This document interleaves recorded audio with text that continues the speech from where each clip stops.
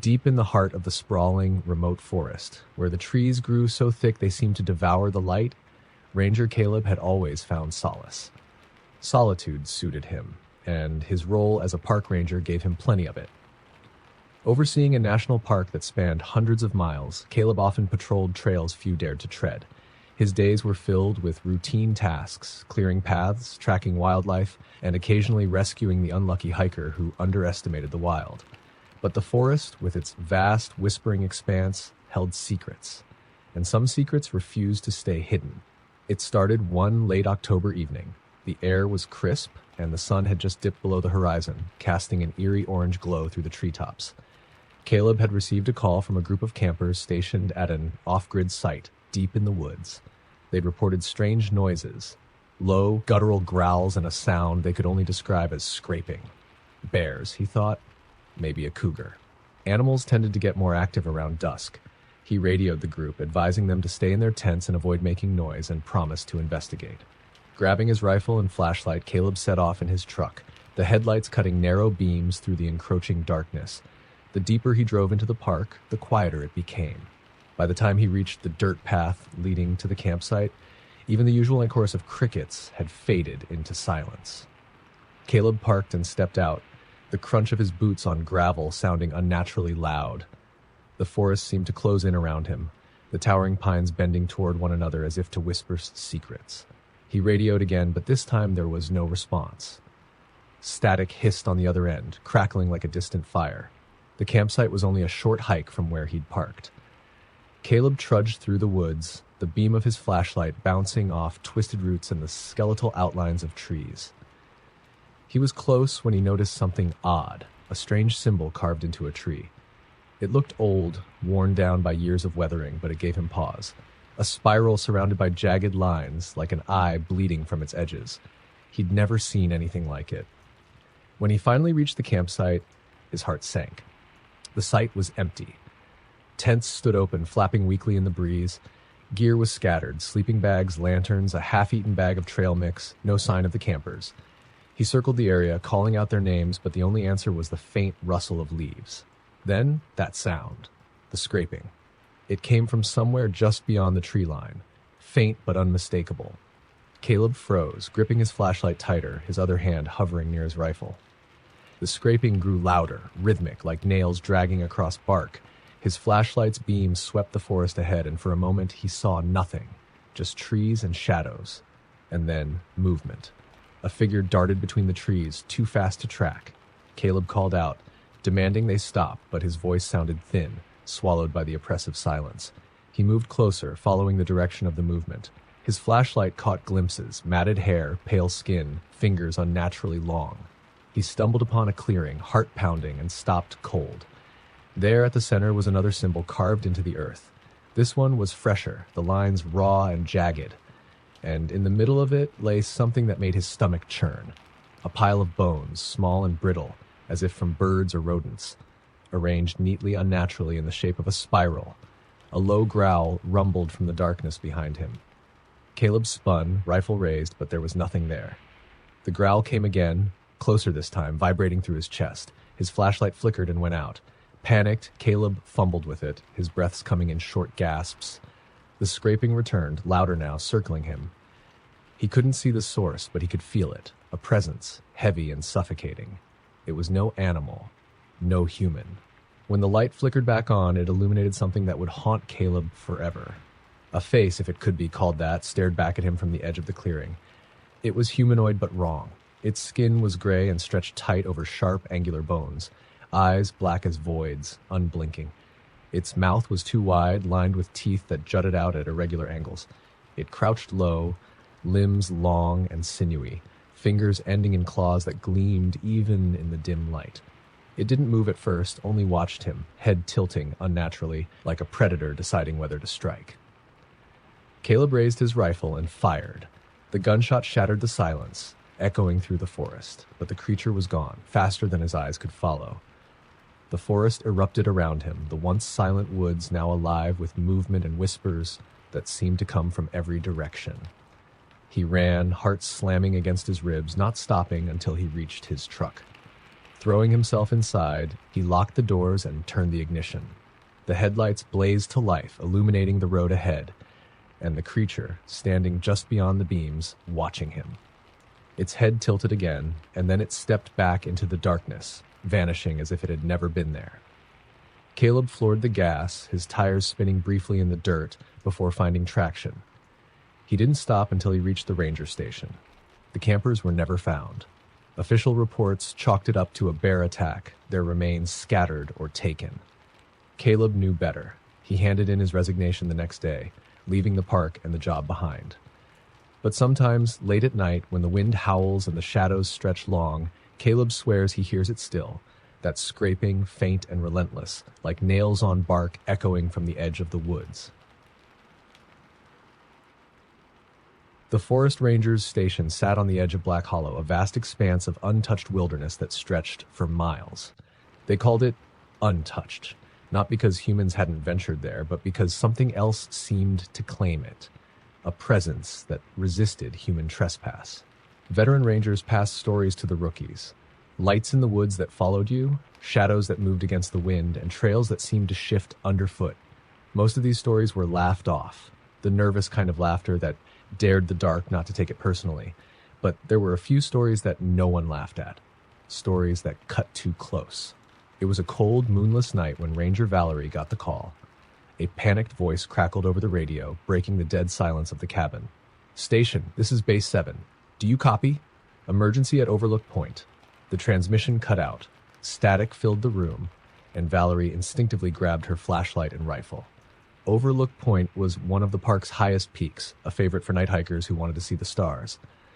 But it was remote, nearly 2 hours from the station by truck, and the trails leading there were treacherous at night.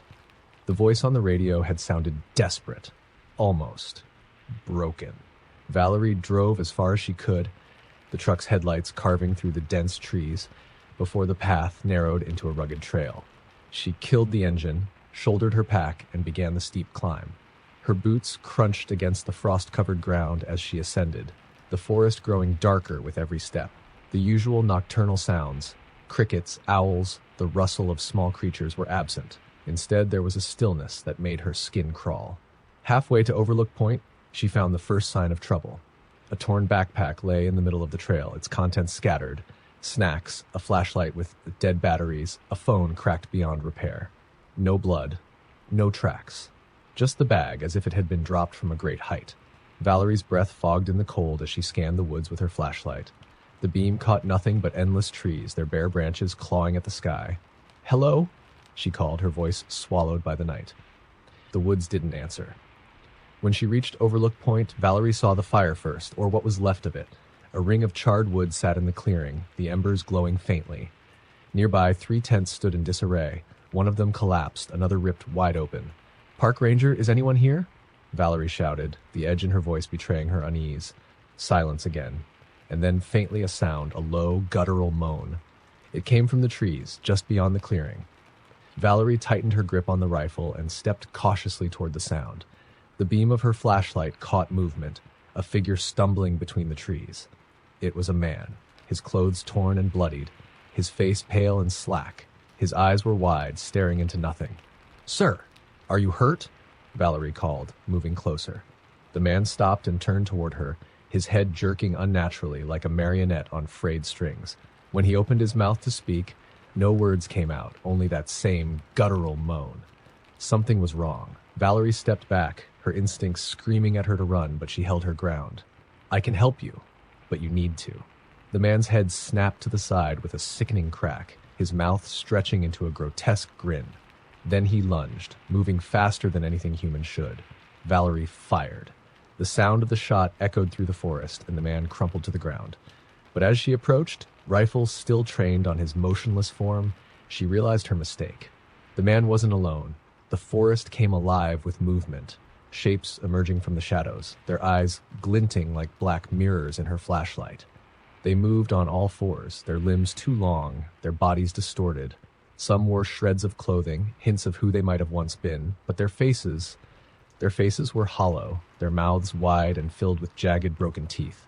Valerie turned and ran, her breath coming in ragged gasps as the creatures gave chase. She didn't look back, not even when she heard them laughing. A wet, gurgling sound that made her stomach churn. The trees seemed to close in around her, the trail vanishing beneath her feet. She stumbled, fell, and scrambled back up, the rifle heavy in her hands. When she finally reached her truck, she threw herself inside and locked the doors. The keys trembled in her hands as she jammed them into the ignition. The headlights flared to life, illuminating the road ahead, and the creatures standing at its edge. They didn't move, didn't blink, just stared, their heads tilting in unison as if curious. One of them raised a hand, its fingers impossibly long, and pointed directly at her. Valerie slammed her foot on the gas, the truck lurching forward. The creatures didn't follow, but as she sped down the winding road, she couldn't shake the feeling that she was being watched. When she returned to the station, she called for backup, her voice shaking as she tried to explain what had happened. A search party combed the area the next morning, but found nothing. No tents, no backpack, no bodies, just the charred remnants of a fire at Overlook Point. Valerie quit a week later. She moved to a small town far from any forest, but even there, she couldn't escape the memories. Late at night, when the wind blew just right, she swore she could hear that laughter, wet, gurgling, and far too close. Ranger Eric had been patrolling the deep wilderness of Redwood Bluffs for over 10 years. He knew every path, every grove, every trickling stream that carved its way through the ancient forest. People often talked about the trees there, their towering heights and the way they seemed to whisper in the wind. But locals whispered about more than just the trees. Stories of disappearances, sightings of strange figures, and an unshakable feeling that something watched you in the forest were woven into the fabric of the town's lore. Eric had always dismissed those stories. Until the night he didn't. It was early December, and the first heavy snow of the season was expected to hit the park overnight. Eric's radio crackled just after sunset with a message that hikers were reported missing, a father and his teenage son who hadn't returned to the main trailhead by the expected time. With the storm fast approaching, time was of the essence. The air was bitterly cold as Eric set off, the sun a fading smear of orange on the horizon. His breath fogged the air as he trekked through the forest, following the father's reported trail. The snow crunched underfoot, and the shadows stretched long and ominous. As the light dwindled, Eric turned on his headlamp, the beam cutting through the gloom. Hours passed, and there was no sign of the hikers. Eric radioed back to the station to report his progress, or lack of it, but all he got in return was static. The storm was rolling in faster than expected, and already snow began to fall, soft flakes swirling in the cold wind. Just as he was about to give up and head back, Eric spotted something through the trees. At first, he thought it was the hikers' camp, firelight flickering faintly in the distance. Relieved, he picked up his pace, calling out, "Hello? Park Ranger. Is anyone there?" There was no response. The light didn't flicker like a normal campfire. It pulsed, rhythmic and faint, like the dying heartbeat of a flame. When he drew closer, Eric realized the light wasn't a fire at all. It was a lantern, hanging from the branch of an enormous tree. Its glow was pale, almost sickly, casting strange, jagged shadows on the snow. Beneath the lantern, the snow was disturbed, scattered with footprints that spiraled outward in odd patterns. Eric crouched to examine them. They weren't the boot prints of hikers. These were larger, deeper, with claw-like impressions at the toes, as though some massive animal had been circling beneath the lantern. The sound of cracking wood made Eric snap his head up. The tree above him groaned as if under immense strain. The branches seemed to shift unnaturally, their outlines warping in his headlamp's beam. His heart pounded as he scanned the surrounding woods, suddenly aware of how the darkness pressed in closer, the snow muffling all sound except for the creaking tree. Then he heard it. A voice. It was faint, carried on the wind, but unmistakable. A boy's voice, crying out for help. "Dad, help me, please!" Eric's pulse quickened and he bolted in the direction of the sound. He shouted back, "I'm coming! Keep calling out so I can find you!" The voice continued, leading him deeper into the woods, away from the lantern and the strange footprints. The snow fell heavier now, the wind biting and howling through the trees. Eric stumbled through the drifts, his headlamp barely cutting through the swirling flurries. The voice grew louder, more desperate. It sounded close, so close. And then it stopped. Eric skidded to a halt, his breath heaving in the cold air. "Hello? Where are you?" his voice echoing into the void. A new sound replaced the boy's cries, a soft, wet clicking. It came from everywhere and nowhere, like the gnashing of teeth on bone. Eric spun in a circle, his rifle at the ready. His headlamp beam caught movement just beyond the edge of his vision, something low to the ground and impossibly fast. "Show yourself!" Eric shouted, his voice trembling. The clicking stopped abruptly, and in the silence that followed, Eric heard breathing, slow and raspy, coming from directly behind him. He turned, and his headlamp illuminated something he would never forget. It was tall, impossibly tall, its emaciated frame wrapped in tattered flesh that clung to sharp, jutting bones. Its arms were too long, nearly dragging in the snow, ending in fingers tipped with claws. But it was the face that made Eric's blood turn to ice. The creature's head was deer-like, but grotesque, its antlers twisted and jagged.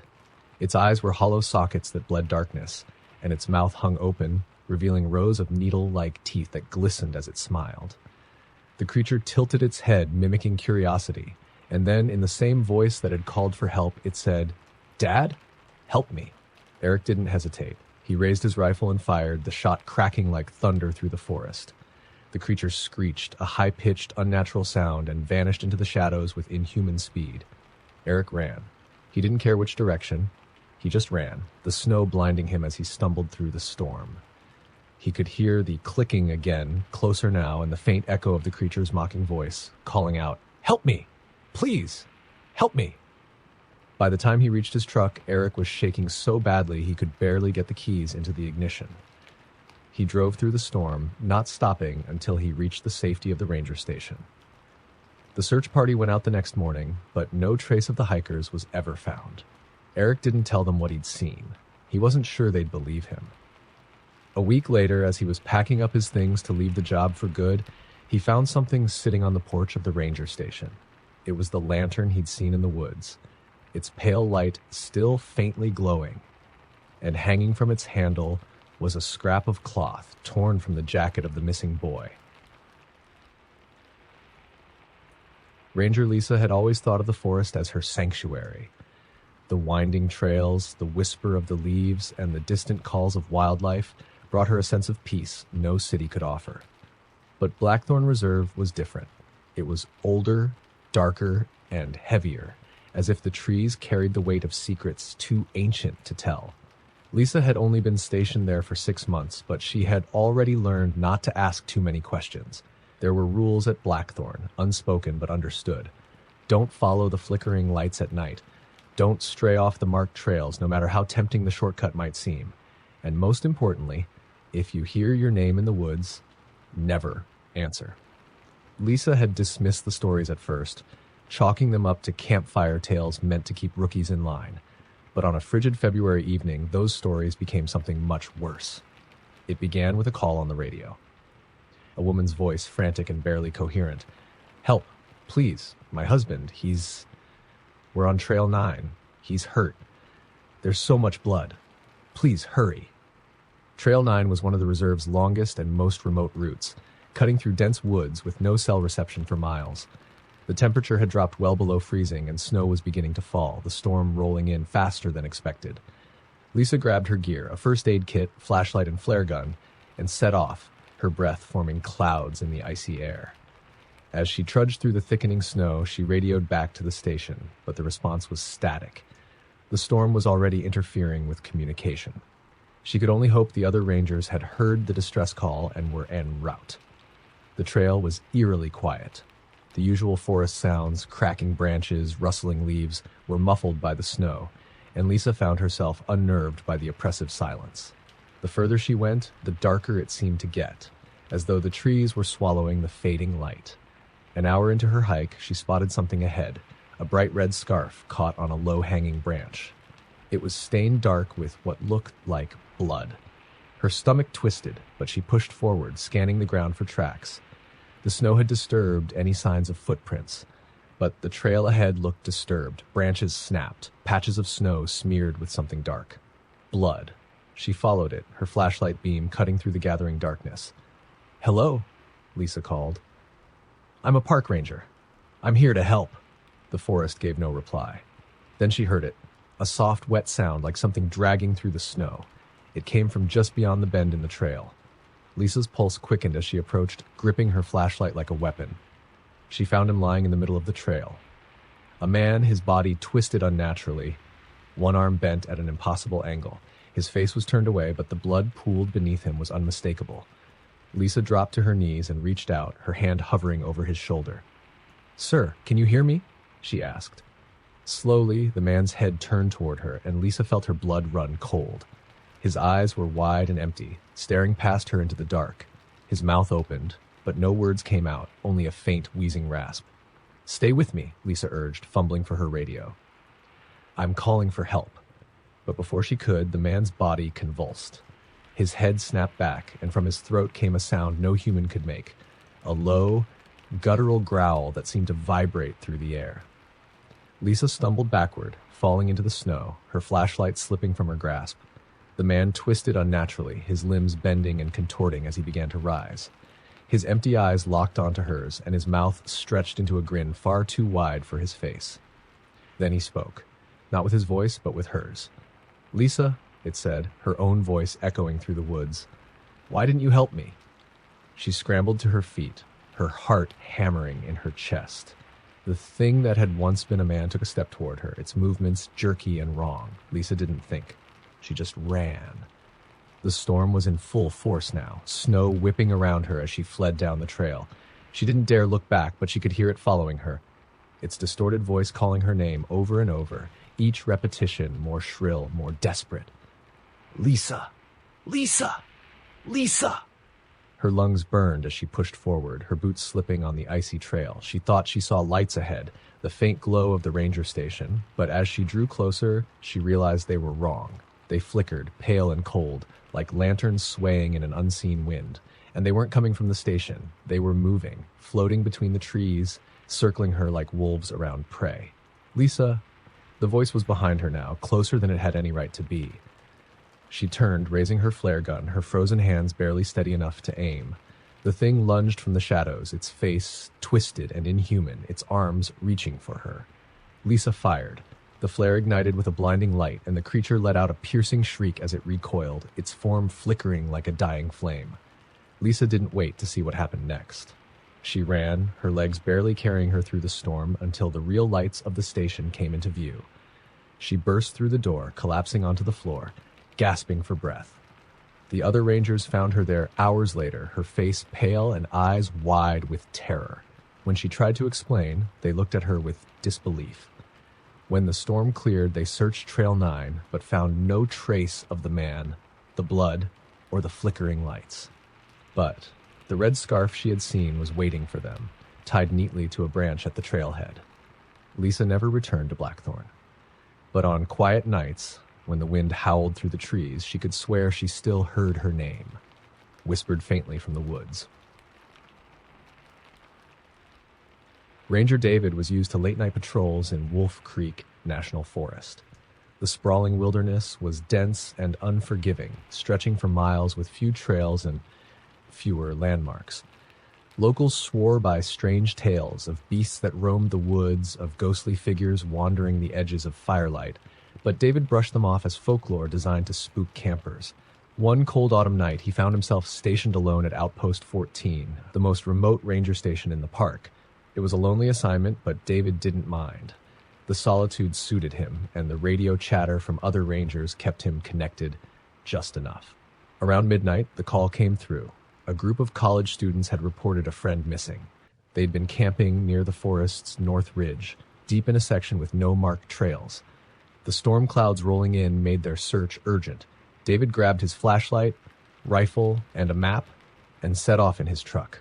He reached the access road as far as it would take him, the vehicle bouncing along the rugged path.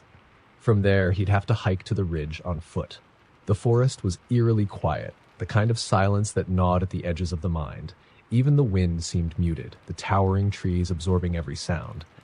David's boots crunched against the underbrush as he climbed the slope, following the faint light of his flashlight.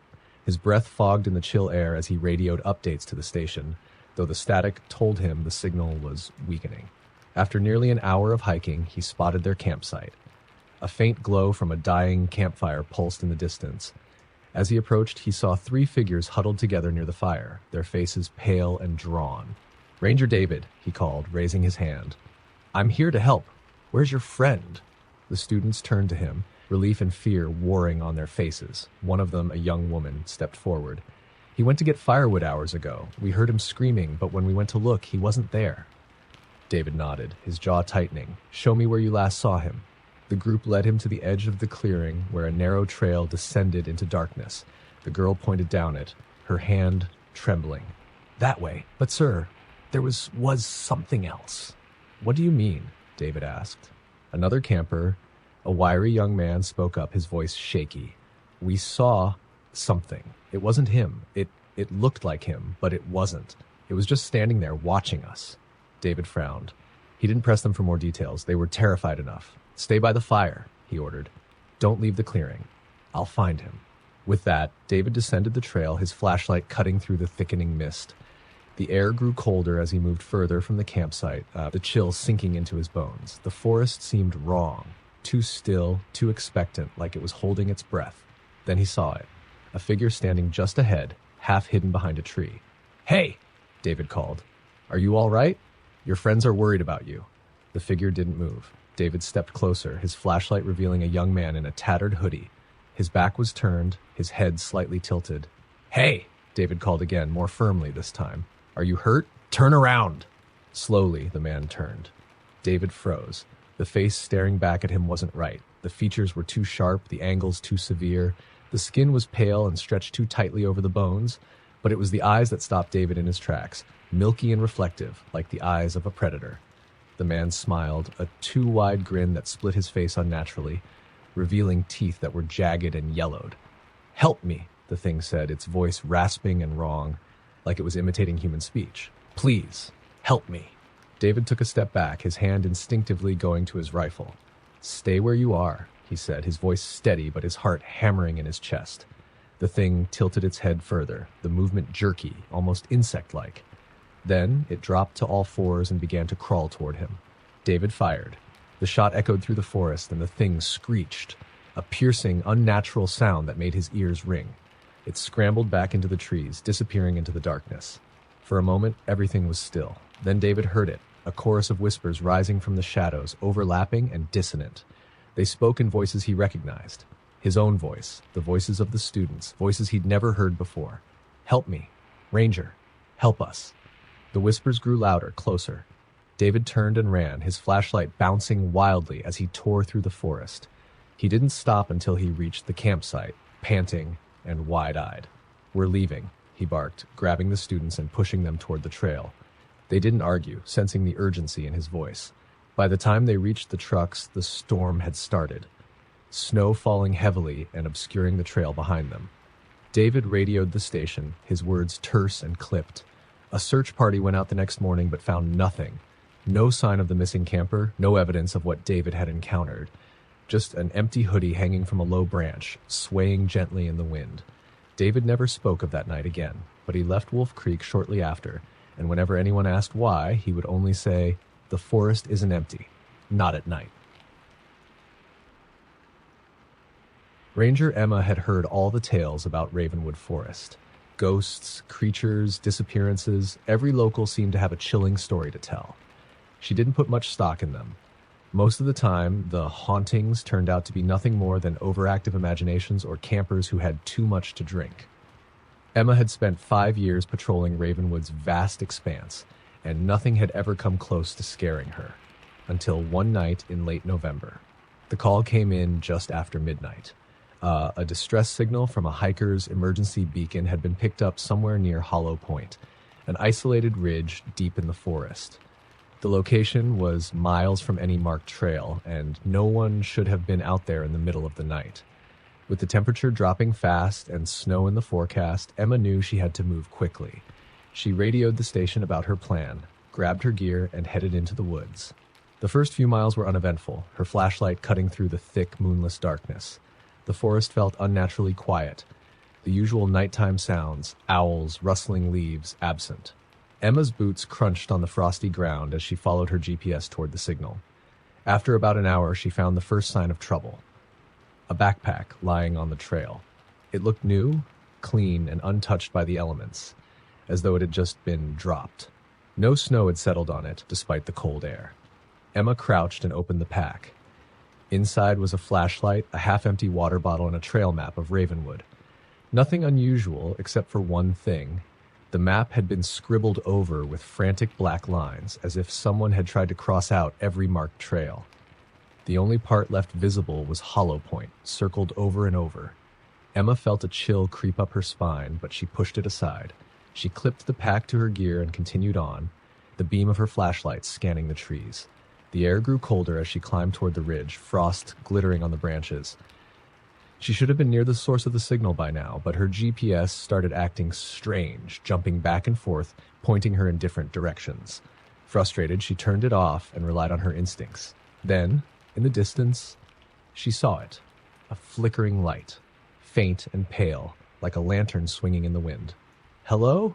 Emma called out, her voice cutting through the silence. "Park Ranger, are you there?" The light didn't respond, but it moved, swaying slightly before drifting deeper into the woods. Emma hesitated. Every instinct screamed at her to stay on the trail, but if someone was out there, they might need help. Against her better judgment, she followed the light. It led her into a dense thicket, the trees pressing in tightly on all sides. The air felt heavy here, as if the forest were holding its breath. Emma called out again, her voice echoing strangely. The light stopped abruptly, hovering in the shadows ahead. Emma stepped closer and her foot hit something soft. She looked down and froze. It was a shoe, a single hiking boot, half buried in the frost. A few steps ahead she saw another, and then a jacket, torn and crumpled. A trail of discarded clothing led toward the light. Emma's pulse quickened and she drew her radio. "Dispatch, this is Ranger Emma. I'm at Hollow Point and found signs of a missing person. Clothing, scattered belongings, no visual on the hiker yet. Static." She repeated her message. Still nothing. That's when she heard the voice. "Help, me." It was faint, almost a whisper, but clear enough to stop her in her tracks. "Please, help." "Hello?" Emma called, spinning toward the sound. "Where are you? I'm here to help." "Help me." The voice came again, closer this time, but still soft, barely audible. It sounded like a woman's voice, trembling and weak. Emma's flashlight scanned the trees, but she saw nothing. "Keep talking," she urged. "I'll find you." The voice didn't respond. Instead, Emma heard something else. A low, wet, clicking sound, like teeth snapping together. It echoed through the trees, moving from one side of her to the other, fast and erratic. "Is someone there?" Emma demanded, gripping her flashlight tightly. The light she'd been following suddenly went out, plunging her into darkness. Emma's breath hitched, and she fumbled for her flare gun. Her flashlight's beam caught movement, a shadow darting between the trees. "Stop! Show yourself!" she shouted, raising the flare gun. The forest erupted in sound, a cacophony of whispers, laughter, and distant screams. Emma fired the flare, the red light illuminating the woods in a brief, hellish glow, and she saw it. It was hunched, its body impossibly thin and twisted, its skin a mottled gray that seemed to absorb the light. Its face was wrong, no eyes, just hollow, black pits that oozed darkness. Its mouth stretched unnaturally wide, revealing rows of jagged teeth, and from its throat came that same clicking sound. The creature recoiled from the flare's light, letting out an ear-splitting screech that made Emma's ears ring. It skittered back into the shadows, its movements jerky and inhuman. Emma ran. She didn't look back, didn't think, didn't stop until she burst onto the trailhead hours later, her lungs burning and her legs threatening to give out. The missing hiker was never found.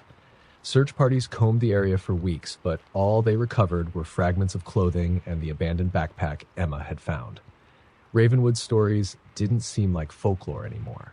And Emma? She transferred out of the park within a month. But even in her new station, far from Ravenwood, she couldn't shake the memory of that thing. Its hollow eyes, its snapping teeth. And late at night, when the wind howled through the trees, she sometimes thought she could hear it clicking, far off, but always closer than she wanted to believe. The night shift at Blackwater National Park was always quiet for Ranger Tom. He'd been stationed there for years, and while the vast, swampy expanse had its share of eerie legends, Tom dismissed them as tall tales spun by bored locals. Stories of strange lights floating above the marsh, voices calling from the black water, or figures moving in the mist, none of it fazed him. He prided himself on being the kind of ranger who didn't scare easily. But one night, something happened that even he couldn't explain. It was early winter, and the air was thick with damp cold that seemed to cling to everything. The moon was hidden behind heavy clouds, and the only light came from the high beams of Tom's truck as he drove the winding dirt road that skirted the edge of the swamp. His radio crackled intermittently with static. Poor reception was common in the area, and he wasn't expecting any calls this late. Around midnight, Tom spotted something unusual up ahead. A car, parked haphazardly on the shoulder of the road. Its hazard lights blinked weakly, and the driver's side door hung open. Tom pulled over and stepped out, the swamp's oppressive silence pressing down on him. "Hello," he called out, his voice carrying into the dark. "Park ranger. Is someone there?" No response. He approached the car cautiously, shining his flashlight inside. The keys were still in the ignition, and a half-empty water bottle sat in the cup holder. The interior looked undisturbed. No signs of a struggle, no belongings left behind. Maybe they went for help, Tom muttered to himself, though he couldn't imagine why someone would wander off into the swamp in the middle of the night. He scanned the ground and spotted a trail of footprints leading away from the car. The prints were deep, suggesting someone had been running. They headed straight toward the swamp. Tom hesitated. It was dangerous to go into the wetlands at night, even for an experienced ranger. The ground was uneven, the water deceptively deep, and the fog rolling in made visibility near zero. But if someone was lost or injured out there, he couldn't just leave them. Gripping his flashlight, Tom followed the tracks. They led him down a narrow path that quickly turned into mushy ground, the smell of stagnant water growing stronger. The fog thickened, curling around his boots and obscuring the trees in ghostly outlines. "Hello," Tom called again, his voice swallowed by the mist. "If you're out here, call back. I'm here to help." For a moment there was only silence. Then, faintly, he heard it. A woman's voice, barely above a whisper. "Help me." Tom's heart quickened. "I'm coming," he shouted, pushing deeper into the swamp. The mud sucked at his boots, and he nearly slipped several times, but he kept going, following the sound. "Where are you?" he called. "Here," the voice answered, closer now. "Please, help." The voice was soft and trembling, but something about it felt wrong, off. It was too even, too controlled, like someone trying to mimic panic rather than actually experiencing it. Tom stopped, his instincts screaming at him to turn back. He swept his flashlight in a wide arc, the beam cutting through the fog. The light caught on something in the distance, a figure half hidden among the trees. "Ma'am," he called, relief momentarily outweighing his unease. "Stay where you are. I'll get to you." The figure didn't move. Tom stepped closer, squinting to make out the details. It was a woman, her back to him, standing ankle-deep in the black water. Her hair was long and wet, hanging limp against her shoulders. Her clothes looked old-fashioned, something out of another era, and they clung to her as if she'd just stepped out of the water. "Ma'am," Tom said again, more cautiously now. "Are you hurt? Are you alone?" Slowly, the woman began to turn. Tom froze. Her face was wrong. Pale and bloated, her skin looked waterlogged, her eyes wide and unblinking. Her mouth hung open, too wide, as though her jaw were unhinged, and her hands Tom's breath caught. They weren't hands at all. They were long, twisted claws, dripping with black water. She smiled then, an impossibly wide grin that split her face from ear to ear. "Help me," she said again, though her lips didn't move. Tom stumbled back, his flashlight shaking in his grasp. The woman, or whatever she was, took a step toward him, her movements jerky and unnatural, the water rippling around her. "Nope," Tom muttered, turning and running as fast as the mud and water would let him. He didn't care about his dignity, didn't care about finding out what she was. All he cared about was getting back to his truck. Behind him, the voice followed, louder now, overlapping with itself like a chorus of whispers. "Help me! Help me! Help me!" Tom didn't look back, even when he heard the splashing of water, the sound of something moving fast, far too fast for someone wading through a swamp. He burst onto the road, his chest heaving, and scrambled into his truck, slamming the door behind him. The road was empty, the swamp silent. But when Tom turned the truck around, his headlights caught the edge of the fog, and in it he saw her. Standing at the edge of the road, watching him, her grin still stretched too wide. Her head tilted slowly, almost curiously, as he floored the gas and sped away. Tom didn't stop until he reached the ranger station. He filed his report, but left out the details about the woman. He doubted anyone would believe him. The abandoned car was gone the next day. No missing person report was ever filed, and no one came looking for the driver. But Tom never worked another night shift. And when he drove past the swamp, even in daylight, he refused to look too closely at the trees, because sometimes late at night he swore he could still hear her voice. "Help me.